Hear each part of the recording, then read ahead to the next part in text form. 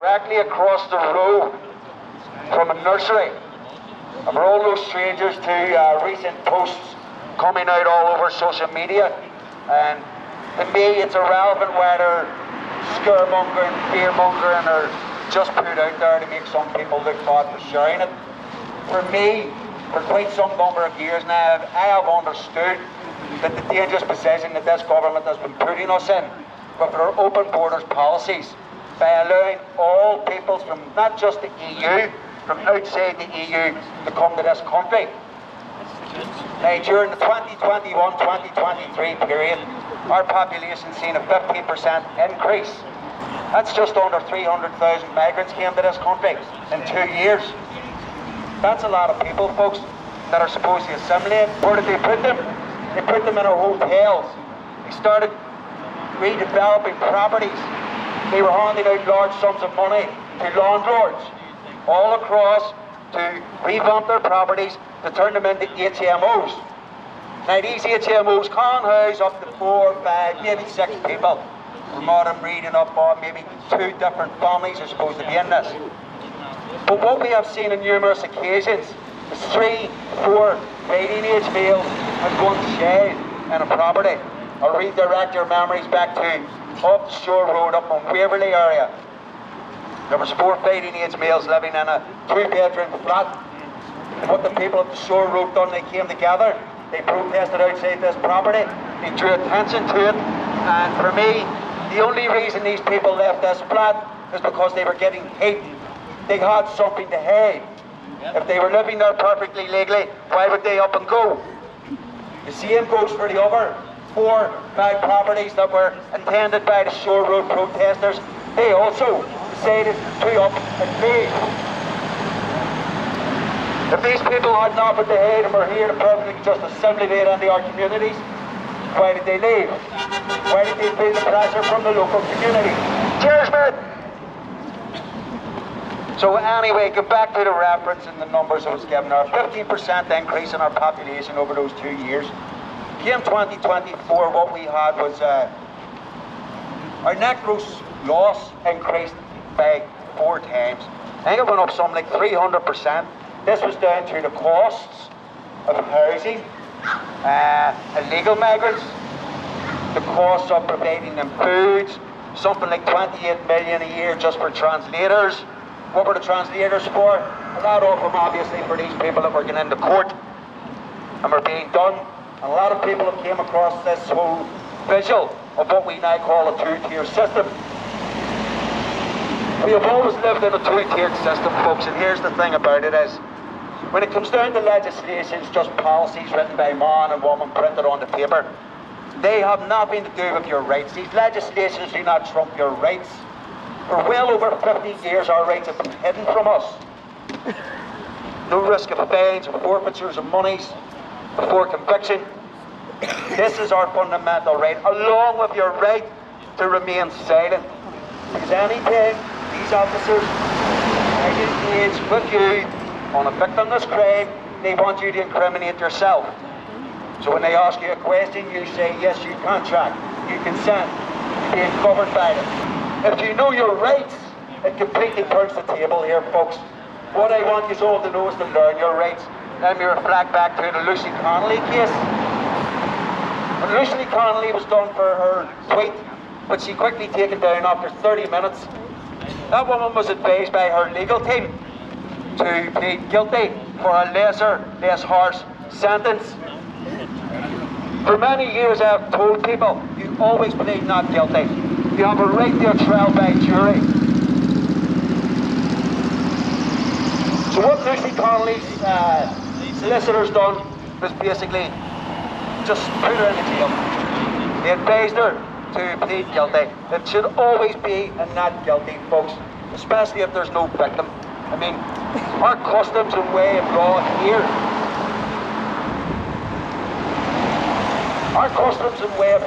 were supposed to be founded down by our common laws, our Bill of Rights, folks, our constitutional Bill of Rights, done in 1688.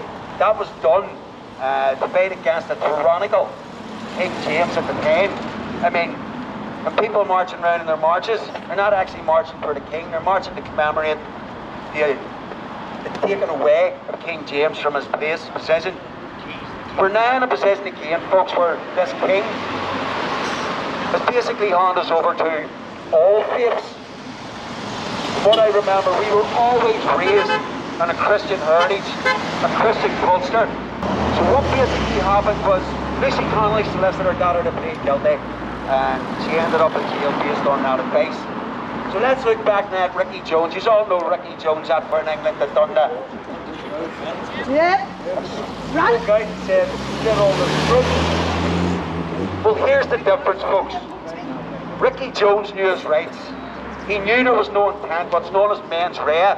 He was not of guilty mind. That was his defence.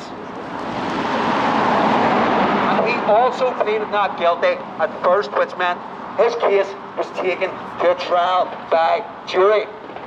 Had Lucy Connolly pleaded not guilty and went to a trial, 99.9% sure that jury would have said it was just a bit angry. You know, there was no mens rea. She was not guilty of mind. There was no intent of Lucy going and burning out any hotels. There was no intent of her instructions getting anyone to burn out hotels.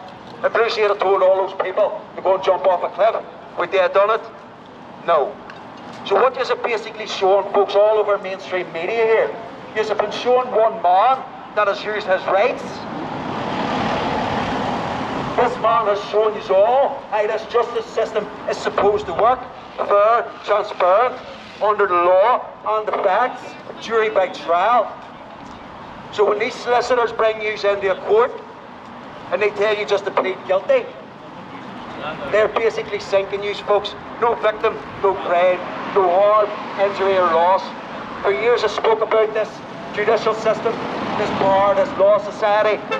These solicitors, no matter whether they're prosecutors or defenders of a person, they're always on a win ratio. No matter if they win the case, they lose the case, both parties always get paid, folks. I always spoke about over the years, how do you go after a system like that? How do you go after the very ones that can just wrap you up into a court and send you to jail? You learn your rights, folks. You learn your fundamental rights. That's how you stand up against a corrupt, tyrannical government and an impartial PSNI service who are obviously bending over backwards for the globalists, the WEF. Let's not forget, folks, it's easy for me to sit and slander Sinn Féin, SDLP, DUP for doing nothing. But you have to remember, folks, it's not just Northern Ireland that's under attack here. It's England, it's Scotland, it's Wales, it's the Republic of Ireland. We are all under the same attack here. Europe also. Europe is under attack, folks. We cannot just sit back here and allow this to happen. As you can see, the recent reports as well that have come out about wanting our youngsters, our little ones, to be pen pals to asylum seekers, unknown, unchecked, unvetted asylum seekers. That's nothing short of child grooming, folks. That's nothing short of manipulating the innocence of our children's minds to think in a globalist agenda way. I've said it for many years, folks. What is coming here? What is happening? Even before the virus came out in 2020. Tell you again, there's another one coming. Everything that is happening here, folks, has been planned out for many decades. I might even go back to the First World War when these plans were being rolled out. But that's neither here nor there. We are here in the now. When I was speaking during the COVID years, it was about the COVID. It was about the tyranny being imposed by the government. I've come out onto the streets again. I wanted a quiet life. I didn't want to have to go through all this again. I have a 2.5-year-old. I have a 7-week-old. I have a 17-year-old and a 13-year-old. I thought I could just put the feet up and get on with it. No, this government is not going to do that for any of us, folks. Not just me. Every single one of yous, everyone that's going to watch these videos can see quite clearly there is no future for us. They have no plans. When we were promised prosperity, what have we got? More chaos amongst ourselves. More divide and conquer amongst ourselves. Folks, I'm doing this for everyone. I believe I have a way of saying things that can snap people out of their hypnosis. I have no personal agendas. I have nothing personal to gain from this. Yes, I work for myself. I got to know contract law. I got to know that we're living in a world of commerce, where everything is by contract. Can any of you remember consenting to filling our lawns with dangerous fighting age men? Do any of you remember consenting to being governed by an inept and corrupt PSNI organisation? No. Neither do I. And last but not least, do any of you remember consenting to be governed by criminals? No. No, because that's what we have sitting in Stormont right now, folks. That's what we've had sitting in Stormont for the last 20 plus years. Since that Good Friday appeasement came along, they sold us all out, folks. Protestants, Catholics, all Christians alike. They sold us out back then. They sat and pondered and parried. We'll get you a house here, we'll get you a house there. But now there's no houses to give. They're calling an emergency on new houses needing built. For who? Who are the houses for? Why did they stop the building during COVID years? They stopped all this progress was supposed to happen. And now we're left without homes. There are people in our own communities, folks, that have been on waiting list for a house, an executive house, for years. Constantly reminded, yes, you're on the list. These people are watching others, not from here, move into these houses while they sit at the perils of being homeless, having families without a roof over their head, just being reminded every week that they're on the waiting list. How come people that haven't been here, not even a year, are walking into houses? Who's their guarantors? Is it the Islamic Brotherhood? Who knows? But there's something sinister seriously going on in this country, folks. And our politicians are pondering to it. Our politicians are playing party politics. They're playing cancel culture politics. Anything that us concerned residents have to say, want to voice our opinions about, they want to call us racists. They want to call us far right. Folks, I am not far right. I am anything but. I am far righteous. I am doing this for God. Who's telling me to do this? My Heavenly Father is making me do this. As I walk through the valley of the shadow of death, I shall fear no evil. Joshua 1:9, you are reminded to be strong. These are the words, these are our affirmations, folks. We are fighting a spiritual war here. Some are on the wrong side of history. A lot are on the wrong side of God. And going forward, folks, we need to remind this non-Christian government of their Christian values that they are here to impose. They're not here to impose political lies written on bits of paper, secondary legislation. Folks, going forward, it's my only intent to educate you all on your rights. It's something that's easy to do. I've done it over the years. I forgot about it for a while. But it's one of those things, like riding a bike. Once you get back on track, it just comes back to you, folks. It just comes flowing back. And I hope with my words and my voice, I can bring back the fact, folks, that we are only governed by God. Only God can judge our actions now. Years ago when my father was alive, he told me all this. He told me, he said, Stephen, there's a system working and it's so corrupt that your futures are in danger. Back in the 80s, 90s, we came across the loan culture. The banks, all these loan companies started popping up out of nowhere. And again, let me remind you, I was shortly after they introduced this monthly pay system. This monthly pay system was obviously set up at my own personal dues to bring in hardships upon people. You know, everyone was used to getting paid weekly. You got a weekly wage, an envelope, you got your money in it. In comes this monthly pay system. All of a sudden you had to work a month before you even got any money put in your pocket. This system has been planned out for a long time.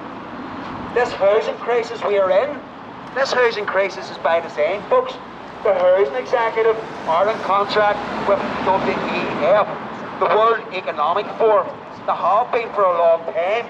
People say, can you source as the evidence as the proof there? WEF were here 20 years ago that they were behind funding and the push for the Good Friday Agreement. Possibly, but we know the Clinton Foundation was involved with it because they were here just a couple of years beforehand and they were the ones that promised peace.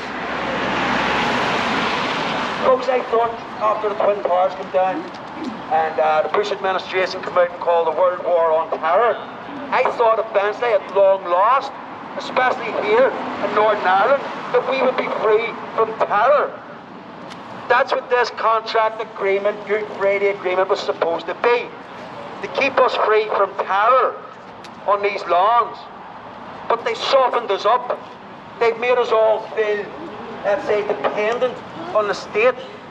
They've made everything handy for us. No longer do our parents have to shovel out of the coal bunker, fill our fire, and heat our water by a fire, which costs what? 10 minutes of energy. And now people are being charged the cuts of £3-4 an hour just to heat the water, to heat their homes.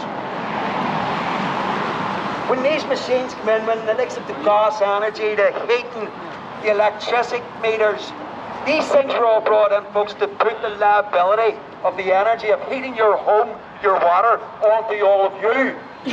No longer were the state to be held liable for making sure that you had electricity. It was all on to you. That's what these meters were installed into your houses for. These new smart meters, these are a more sinister thing coming in, folks. That's another topic.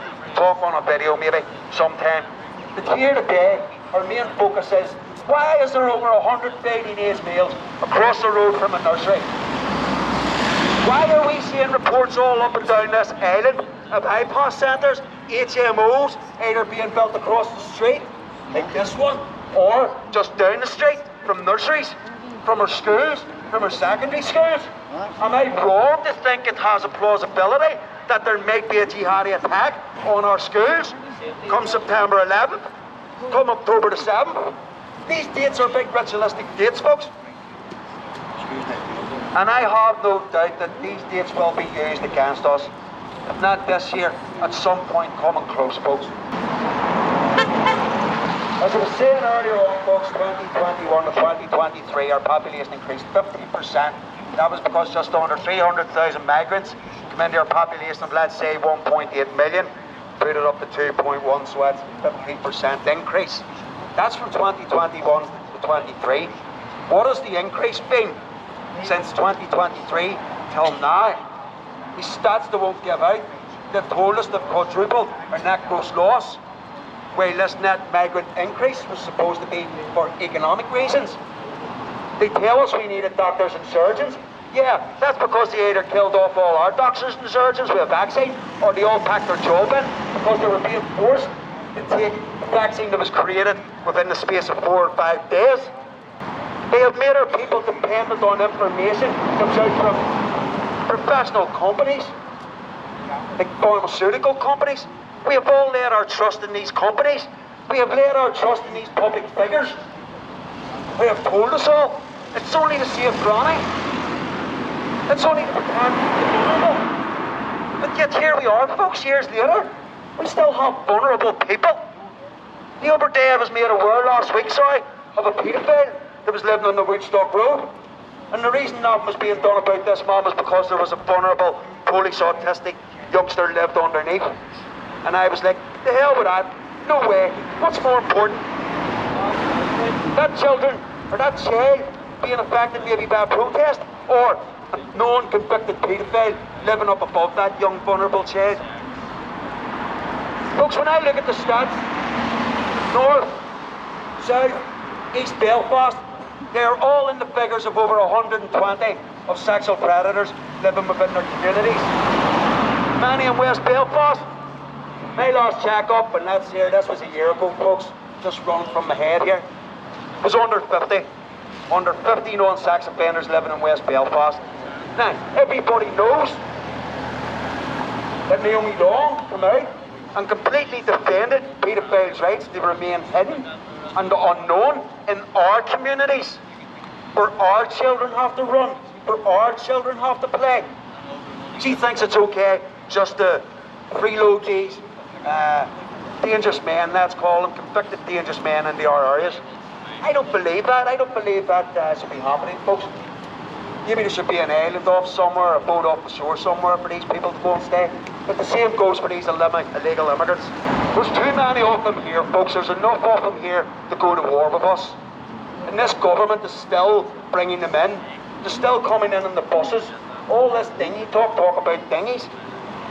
Double the numbers because they're flying in and losing their passports once they get here. What do? They go to their strongholds. What would a stronghold be here in Belfast? I would call it the Holy Lands. Although I shout out in the old rhetoric, whose streets? Our streets. The Holy Lands are not our streets. They're not even South Belfast streets. The Holy Lands belong to them, folks. Why are most of the incidents happening in Protestant loyalist communities? Is another question I'm being asked. Just down in Bangor there yesterday, a man running about with a knife making threats to kill. And I always thought, well, Bangor was a bit of a quiet place for incidents like this to happen. I thought that was because of the weekly presence outside the hotel, the Marine Hotel, that's housing. How many of it is it, Bob? Up to 100 of them? Down in the Marine Hotel. And remember, folks, these people have been there 2.5 years doing this every week. Where's the people of Newton Abbey standing here every week, keeping these people indoors? I've already said.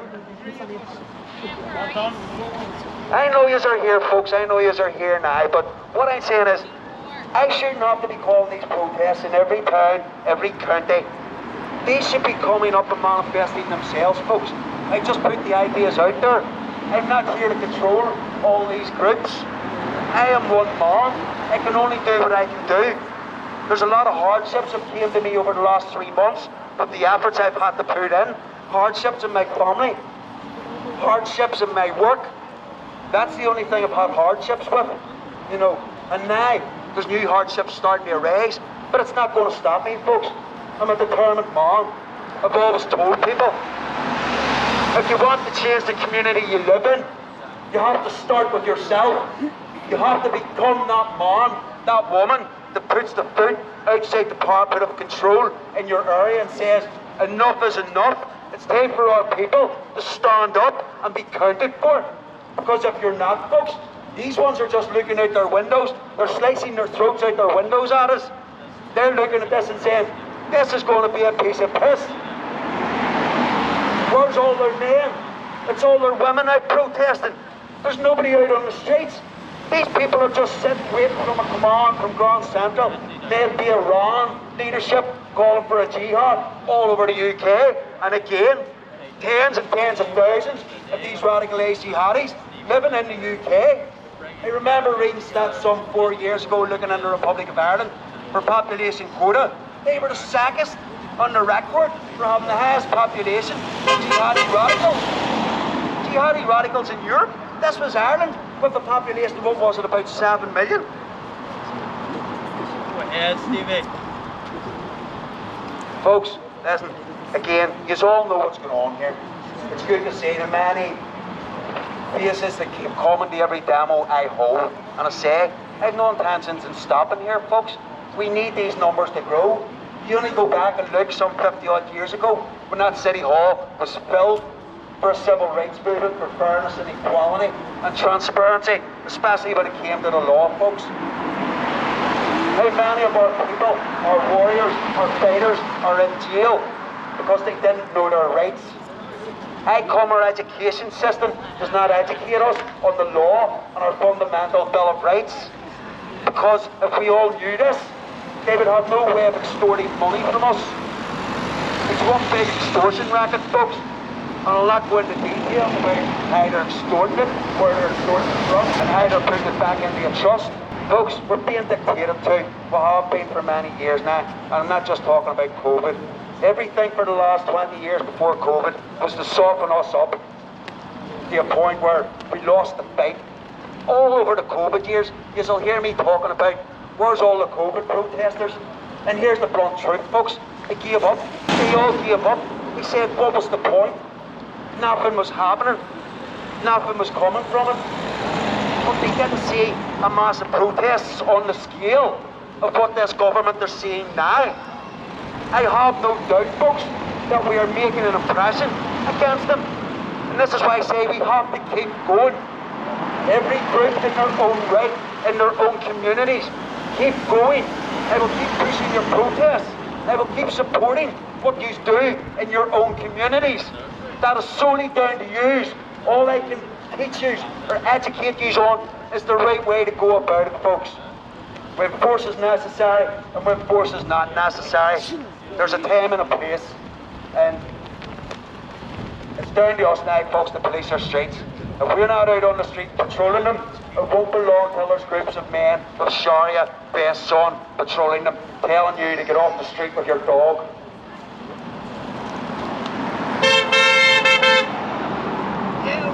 We want to talk about boycotts. Let's boycott Deliveroo, Just Eat. Let's boycott these companies, these taxi companies that are making a fortune out of ferrying these people about.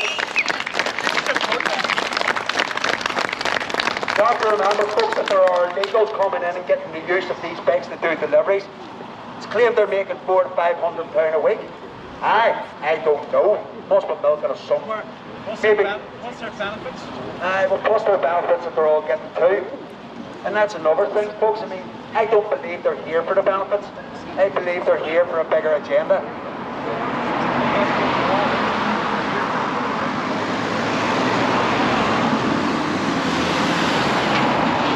I don't believe they're solely here to wave God's name off our lawns. The government has done enough of that over the last 20 years. The government have gone out of their way to divide, to conquer both Protestants and Catholics. And to any time they were seen coming together again, we got these militia funded by whatever George Soros, WEF, or as I would now say, the Chimney brothers that own this hotel, because they're all involved in it too. Anyone that's raising their rents, taking money in the pocket to house these dangerous men, unvetted, unknown, criminal men, not from here, they're all to be held accountable, folks. Not just their politicians, not just their corrupted PSNI ones. They all need to be held accountable for not upholding our rights. Yeah, Charlie has to say.